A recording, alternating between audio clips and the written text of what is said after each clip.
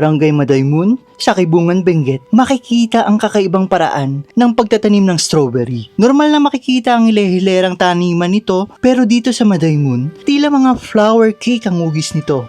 Vertical farming na talaga namang magandang tignan at nakakatipid pa sa espasyo. Mas madaming matatanim na strawberry at mas madali ding i-harvest. Tara, ipapakita ako sa inyo ng malapitan.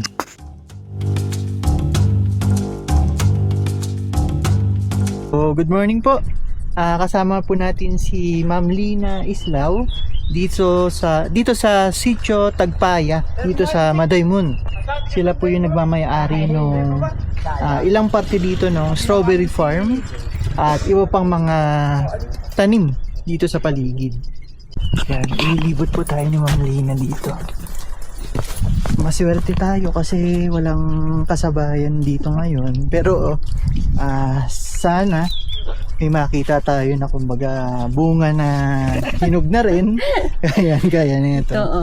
Ito kasi, ito ang mahirap. Kailangan kasi palaging tanggalin yung ito dahon na ito. Damo-damo lang yan. Okay. Pero mahirap kasi yan. Kailangan ganyan para makita din. Litaw dapat yung strawberry mismo.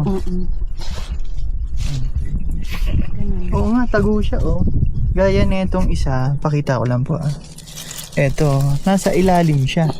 So kaya nililitaw ni Ma'am Lina para magandang tingnan, kitang-kita yung mga bunga ng strawberry.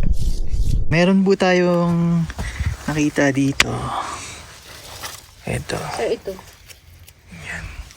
Ayan, mapula. Hinog na hinog. Or eto, pulang-pula siya. So, ganito lang pagpitas po niyan. Yung dulo lang po. Yan, yung dulo lang mismo. Mabilis lang naman siyang matanggal sa pinakatangkay niya. Yan. Mano-mano po yung harvest, ganyan lang po, no? Yes, sir. Okay. Yan, mamaya, gasa natin. Tapos tikman natin. Tikman na natin to.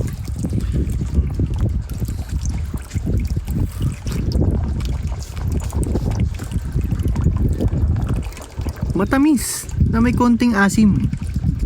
No, yun po yung lasa niya. Matamis siya. Itong pula, nang ibabaw yung tamis niya. Pero may kaunti pa ring asim. Ang sarap. Sigurado ka na fresh. Kasi ako mismo yung pumitas nung strawberry dito.